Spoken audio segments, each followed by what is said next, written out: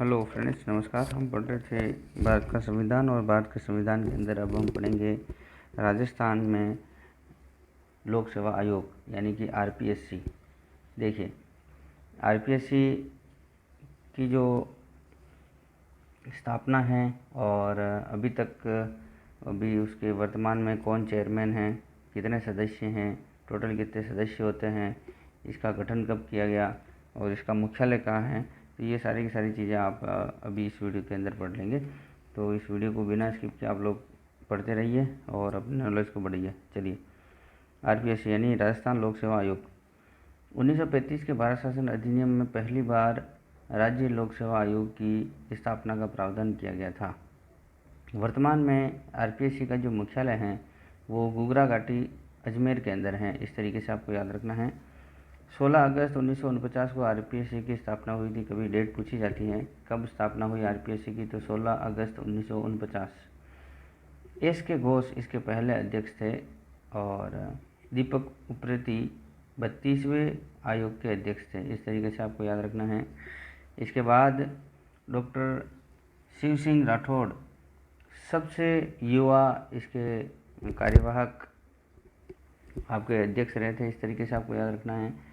कार्यवाहक जो हैं वो कुछ टाइम तक ही रहते हैं, लेकिन जब फुल टाइम अध्यक्ष मिल जाता है तो फिर उनकी जो है वो सेवाएं समाप्त हो जाती हैं। तो अभी वर्तमान में 33वें आपके आरपीएससी के अध्यक्ष 33वें कह सकते हैं या फिर 34वें कह सकते हैं, क्योंकि 34वां जो है वो भी फुल टाइम है। 33वां कार्यवाहक रह सकते शिव सिंह जी राठौड़ को हम लोग इस तरह से काउंट कर सकते हैं।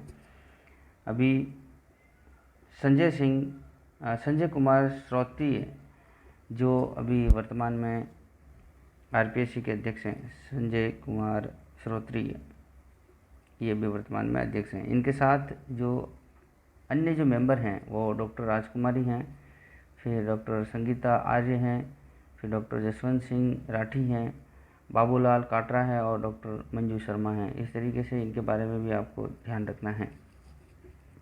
अभी 2 सीटें इसके अंदर वैकेंट हैं।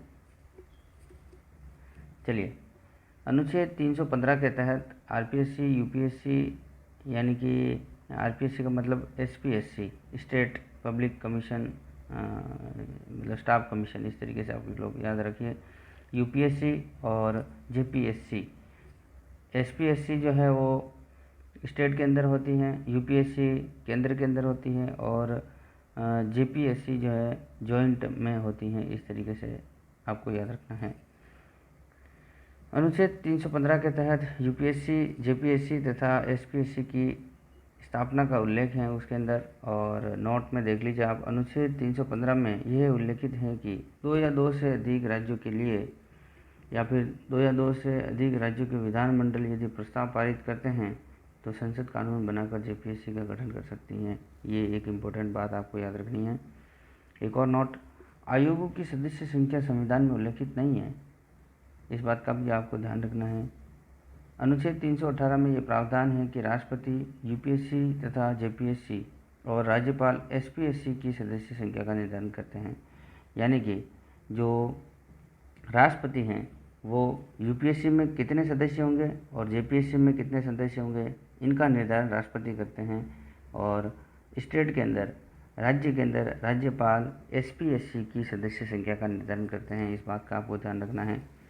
अभी वर्तमान में आरपीएससी में एक सदस्य तथा प्रारंभ के अंदर इस तरह से याद रखना है, प्रारंभ में 1 सदस्य और 2 सदस्य अन्य सदस्य हुआ करते, टोटल 3 सदस्य संस्था थी। लेकिन सितंबर 2011 से आयोग में 1 सदस्य के अलावा 7 अन्य सदस्य होते हैं, तो कुल मिलाकर 8 सदस्य होते हैं। अभी वर्तमान में जो सदस्य संख्या के अंदर 2 सदस्य भी वैकेंट है, तो अभी कुल मिलाकर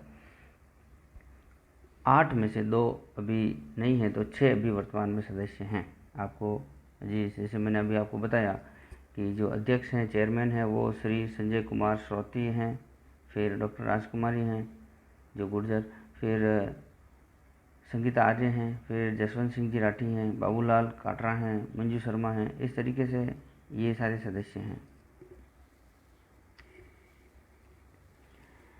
कांता कथुरिया और कमला भील भी इस आयोग की सदस्य रह चुकी हैं। जबकि अभी वर्तमान में 3 महिला सदस्य रहे हैं, जो जैसे राजकुमारी गुर्जर हैं, संगीता आर्य हैं और डॉक्टर मंजू शर्मा हैं। इनकी योग्यता क्या होती है देख लीजिए। अनुच्छेद 216 में उल्लिखित है कि आयोग के यथासंभव आधे सदस्य ऐसे व्यक्ति होते हैं या फिर ऐसे व्यक्ति होंगे जिन्हें 10 वर्षों का प्रशासनिक अनुभव हो। बाकी आधे जो सदस्य हैं उनकी योग्यता का संविधान में कोई उल्लेख नहीं है। इस तरीके से कह सकते हैं कि संविधान मौन है। इनकी नियुक्ति राज्यपाल के द्वारा होती है। इस संदर्भ में भी कोई किसी तरीके से कोलेजियम नहीं है। राज्यपाल अपने या फिर मंत्रिमंडल की सलाह से ये इनको सदस्य नियुक्त करते हैं। इनका कार्यकाल 6 वर्ष तथा सेवानिवृत्ति की आयु 62 वर्ष होती है।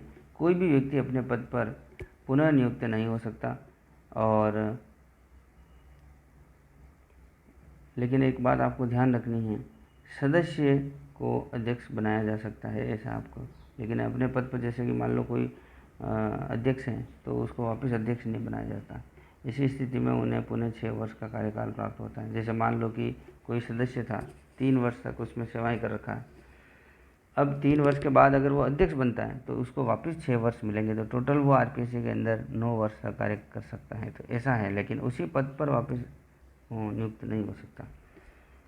सदस्य से अध्यक्ष बन सकता है, लेकिन सदस्य से वापस सदस्य नहीं बन सकता, और नई अध्यक्ष से अध्यक्ष बन सकता है। सदस्य से अध्यक्ष बन सकता है। एक और नोट देखिए, अनुच्छेद 319 के तहत आयोग के सदस्य व अध्यक्ष सेवानिवृत्ति के बाद भारत सरकार या किसी भी राज्य सरकार के अधीन कोई भी लाभ का पद नहीं ले सकते हैं, नहीं ग्रहण कर सकते हैं। इस तरीके से आपको याद रखना है। अब इनको हटाने की प्रक्रिया किस तरह से है देख लीजिए आप लोग। अनुच्छेद 317 में आयोग के सदस्य व सदस्यों को हटाने की विधि का उल्लेख इस तरीके से है। कौन सा? अनुच्छेद 317। अनुच्छेद 317 के अंदर आयोग को भी हटा सकते हैं और सदस्यों को भी हटाने का उल्लेख उसके अंदर अनुच्छेद 317 में लिखा गया। अनुच्छेद 317 के अनुसार कदाचार के आरोप पर राष्ट्रपति द्वारा सुप्रीम कोर्ट से करवाई गई जांच के आधार पर उन्हें हटाया जा सकता है। जांच के दौरान राज्यपाल उन्हें निलंबित भी कर सकते हैं। अनुच्छेद 317 के अनुसार मानसिक रूप से विकृत हो जाने या कोई अन्य पद ग्रहण कर लेने पर राष्ट्रपति द्वारा उन्हें बिना सुप्रीम कोर्ट के जांच के उन्हें हटाया जा सकता है। अनुच्छेद 317 में कदाचार शब्द परिभाषित है। इसके अनुसार किसी कंपनी में शेयर खरीदने अथवा उसमें भागीदार हो जाने को कदाचार माना जाता है। चलिए आगे बढ़िए। इनका कार्य क्या रहता है? कार्य के अकॉर्डिंग अनुच्छेद 320 में उल्लेखित हैं जो इस प्रकार हैं। नंबर 1, भर्ती करना। इस हेतु आयोग विज्ञप्ति जारी करना, आवेदन पत्र आमंत्रित करना, छंटनी करना, समय सारणी घोषित करना, परीक्षाएं आयोजित करना तथा परिणाम घोषित करना, ये सारे के सारे इनके कार्य हैं। दूसरा, निम्न मामलों में आयोग सलाह देता है। क्या क्या सलाह देता है? जैसे भर्ती करने के तरीके क्या हो सकते हैं, इसकी सलाह देता है। एक सेवा से दूसरी सेवा में स्थानांतरण होता है तो उसका, जैसे पटवारी से कोई टीचर बनता है, टीचर से पटवारी बनता है, पटवारी से ग्राम सेवक बनता है, तो उसके बारे में ये पूरी की पूरी एक सेवा से दूसरी सेवा में कोई भी अगर ट्रांसफ़र होता है तो उसके बारे में जानकारी देते हैं। पदोन्नति किस तरह से होगी, ये सारी की जानकारी भी देता है। अनुशासनात्मक कार्यवाही की प्रतिक्रिया कैसे है या फिर प्रक्रिया क्या रहेगी उसकी, वो सारी की सारी जानकारी देते हैं। सेवा के दौरान हुए नुकसान की क्षतिपूर्ति कैसे की जाएगी, इन मामलों को में भी सवाल और ये जानकारी प्रदान करते हैं। सेवा के दौरान हुई विधिक कार्यवाही का व्यय क्या रहेगा, कैसे रहेगा, ये सारी की सारी जानकारी देते हैं। अब नोट, प्रशिक्षण, नियुक्ति, वेतन वृद्धि, स्थानांतरण तथा आरक्षण के संदर्भ में आयोग को कोई भूमिका नहीं है। इस तरह से आयोग की किसी भी तरह से भूमिका नहीं है। अनुच्छेद 321 के तहत विधानसभा कानून बनाकर आरपीएससी के कार्य में वृद्धि कर सकती है, बढ़ाई जा सकती है। नोट, राज्यपाल आयोग के कार्यों में कमी हेतु नियम बना सकते हैं, लेकिन उन नियमों को कम से कम 14 दिनों तक विचार विमर्श हेतु विधानसभा में रखना होता है। इस तरीके से भी आपको ध्यान रखना है। राज्यपाल साहब 14 दिन के अंदर अंदर अगर कोई आयोग बना देते, कोई नियम बना देते, तो उनको राज्यपाल विधानसभा के अंदर रख कर उसको पारित करना होगा कि हम उनके किसी भी कार्य में कमी कर रहे हैं। अनुच्छेद 322 के तहत आयोग के अध्यक्ष व सदस्यों को वेतन व पेंशन राज्य की संचित जो निधि है उससे मिलती है, जिसमें पद पर रहते हुए कोई हानिकारक परिवर्तन नहीं किए जा सकते हैं। यानी कि जो उनकी सैलरी है उसमें किसी भी तरीके से जब तक वो पद पर रहेंगे तब तक उनकी सेवा में कमी नहीं करी जाएगी, या फिर उनकी जो भी वेतन में है कटौती नहीं की जाएगी, ऐसा आपको याद रखना है। ये थोड़ी सी लाइन कट गई है, थोड़ा देख लीजिए। हानिकारक परिवर्तन नहीं किए जा सकते हैं। चलिए आगे देखिए, अनुच्छेद 323 के तहत आयोग अपना प्रतिवेदन राज्यपाल को देता है, राज्यपाल इसे विधानसभा में रख पाते हैं। और अब लास्ट, राज्य सरकार आयोग की किसी भी सिफारिश को अस्वीकार कर सकती है, लेकिन अस्वीकार किए जाने पर उसके कारण विधानसभा में बतलाने होते हैं। इस तरीके से आपको सारी जानकारी याद रखनी है। ये आपको आरपीएससी का जो टॉपिक था, आरएस वगैरह की जो भर्ती होती है उसके एग्ज़ाम को कंडक्ट करवाने के लिए, या फिर उनके बारे में एग्ज़ाम कंडक्ट करना, उसके समय सारणी वगैरह जानकारी की, मतलब ये सब निकालने का कार्य करती हैं, आरपीएससी के अंडर में ही आता है। तो चलिए हम मिलते हैं नए वीडियो में नए टॉपिक के साथ, और आप इस वीडियो को अच्छे से देखिए। अगर आपको ये समझ में आता है तो इसको लाइक और शेयर कीजिए। चैनल पर नए हैं तो सब्सक्राइब कीजिए, जिससे कि आपका नॉलेज नए वीडियो के साथ बढ़ता रहे।